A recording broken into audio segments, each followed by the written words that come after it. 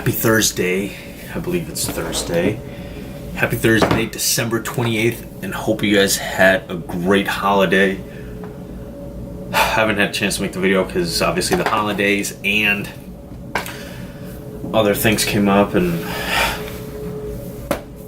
obviously just getting around to it now. I'm sorry if the lighting is bad. It's almost 4 o'clock, but yeah, and it's snowing and starting to get dark earlier. Or actually, technically, I think the days are getting longer ever since the 26th. But yes, we are back making a video. Obviously, week 16 took place last week, but that's not what I want to talk about since the Packers and everything is pretty much set. Although a few wild card spots are taking place in the last week 17, where I think Seahawks can still get in if the Falcons lose. Same with the wild card in the AFC, but it's only minor adjustments. Something I haven't really talked about, but something that I want to get back into, and something that's always been I've loved playing it, but I loved watching it. But these past few years, if you've been following me, or for those who haven't, basketball is something that I want to start watching again. And I did that, and I did just that. Christmas, as many of you guys know, especially if you're a big basketball fanatic, you know that Christmas Day is what Thanksgiving Day is to the NFL. It's just a full day of basketball. And I was like, all right, fine, let's give this a shot. Let's sit down and binge watch, really, an all-day basketball. What is it? What would you say? A marathon. Yeah, Christmas Day, that's what it's known for. Basketball all day. And I think the first game was Knicks Sixers, and it was a fun one. I think it started off with, and I have been playing, and I should preface this by saying I have been paying attention to a little bit of basketball here and there throughout the season. Obviously, my main focus has been the NFL and football, soccer, and I have been paying attention itty bits, whether it's sports updates or on Twitter, Facebook, Instagram, whatever. I have been paying attention. I'm not completely out of the loop. But yeah, Sixers going up to the Knicks. It was a fun game. I think it was fun because you got to see Porzingis against Embiid and Simmons, who, by the way, if they remain healthy for majority of their career, I think they could end up being, I don't want to get killed for saying this too early, but what Kobe and Shaq were to the Lakers if they stay healthy and if they reach their potential, right? Obviously, they're huge ifs. Shit, I think a car just kind of drifted in the snow, but anyway, huge ifs, right? But if, right, huge if they stay healthy and they develop into the players that they're projecting to be, I don't see why they can't be a Kobe or Shaq. I think they have all the tools. I think Simmons is especially for, his rookie year technically? Dude, but I think it's his second year. He just didn't play last year, but yeah, he's gonna be a stud. Joel Embiid's already got everything down, really. You would even put him as a top 3 when he's healthy. Top 3 center, maybe him, Anthony Davis, Boogie. I don't know what today's day and age, today's NBA, I see it's just so hard because these big guys shoot threes, and a lot of the times their back isn't against the basket, so it's hard to really pinpoint who's playing where, whether it's, I think the discrepancy, or where you really knew what player played what position kind of days are gone, right? You have a 6 whatever in Simmons playing a point shooting guard and small forward at a time, right? Today's the NBA, it's all over the place, but it's good.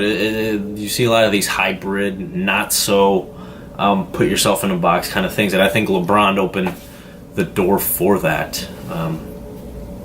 maybe a Scottie Pippen back in the day kind of introduced it, but never really achieved it to the level LeBron has. But anyway, that's neither here nor there. And then Christmas Day, the matchup I think we were all waiting for. Warriors hosting the Cavs, and as a LeBron hater, he came up short yet again. I mean, a lot of people just. I've come to the conclusion that LeBron is a stat padding machine. He'll play great first 3 quarters, and then the fourth quarter he'll score a bucket here or there in the beginning minutes, and then crunch time comes around, and that's where he shies away from the moment. And it's a common reoccurrence. But of course, his stats are going to be 30 points that he achieved, like 18 in the first half, a few in the third, and so on. But yeah, I think it was obviously the two best players in the NBA, Durant and LeBron, going head to head. It's always a fun matchup, and I have to get used to how much slowing down they do, timeouts here, foul here, and then all these damn reviews, right? I don't know how you guys feel, but excuse me. Ever since that review thing was implemented a few years back, everything, especially with 2 minutes to go, it's a lot of this crap, and you're just like, it's just a ton of time. It's basically a timeout, right? It benefits whoever gets the ball, who maintains possession. But I think that's the one thing the NBA has to look into. But overall, that was an exciting game. Obviously, the big controversy was it a foul on LeBron? Was it not? Yeah, I think Durant fouled him multiple times there in that one of the last drives or possessions, but it's the NBA. You don't get every call. Just like LeBron fouled KD 2011 finals that they didn't call. I think that was in a crucial time as well. So, you get some and you don't get some. I don't know. I think it's just how the NBA works. Then Thunder Rockets. Obviously, without Chris Paul, I think the Rockets were a little handicapped, although they did have free throw shooting James Harden. It's an absurd amount of free throws James Harden shoots. Go look at the stats. This dude, I think his majority of his points come from free throws. It's a lot of the flop and the head snap, which if you play I'm going to go on a side rant.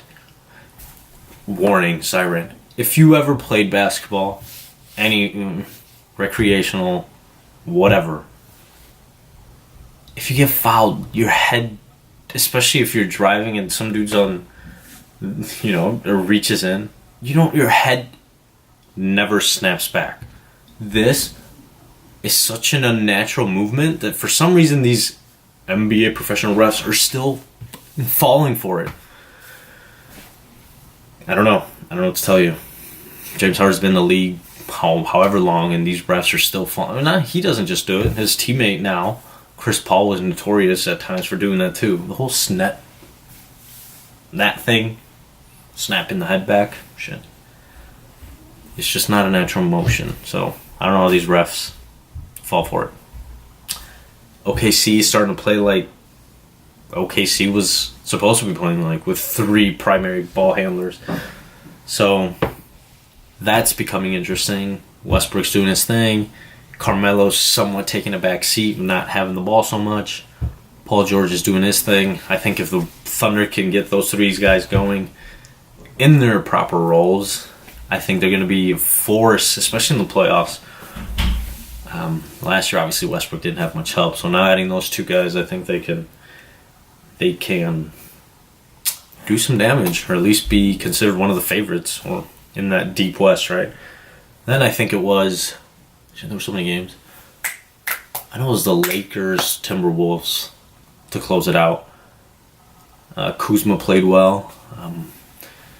But no Brandon Ingram, no Lonzo Ball. So you knew that going up against Cat, Wiggins, and Jimmy Butler, it's going to be a tough matchup, even with Lonzo Ball and Brandon Ingram. So without them, you knew the chances were slim.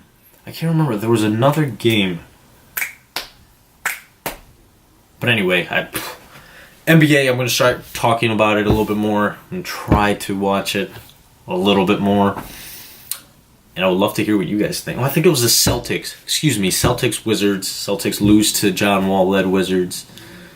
And I think, I haven't looked into it, but I know the after starting off hot, the Celtics are in some sort of losing skid here. Obviously, it's still early in the season, so it's nothing to worry. But yeah, the NBA season is.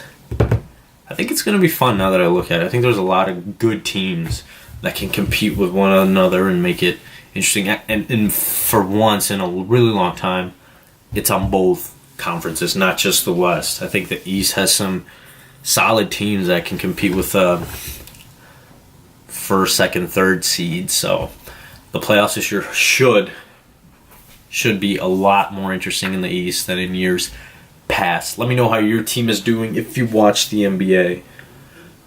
Who is, I guess at this point, I think it's the time to ask who the MVP is. I think you can put James Harden there, obviously LeBron.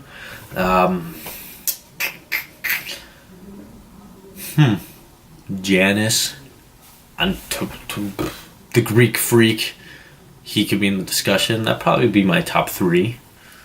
So yeah, let me know MVPs. Is it too early? How's your team doing? Are the Celtics missing Hayward? Or I'd love to actually. I do want to know about this. Are the Celtics missing Hayward, or is Kyrie not struggling? But I think they do need a second scoring option. Although they do have these young guys, the Tatums and the Browns, and Horford is there, but I think they are missing a piece like a Gordon Hayward. I would love to hear what you guys think. Hope you guys had an awesome holiday, guys, and hope you guys have a great day. Take care. Much love.